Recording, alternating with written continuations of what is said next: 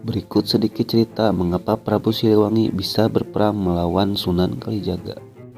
Pertempuran antara Sunan Kalijaga melawan Prabu Siliwangi dilandasi karena alasan penyebaran ajaran Islam.